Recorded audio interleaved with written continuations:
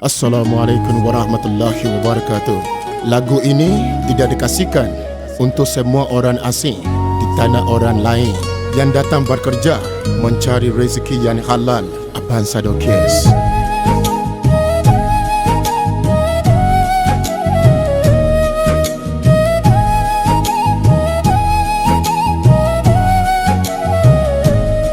Dari jauh ku datang, tinggalkan bumi tercinta. Harapan di dada, mau rezeki yang halal sahaja. Namun langkahku terhenti bila dipandang sebelah mata.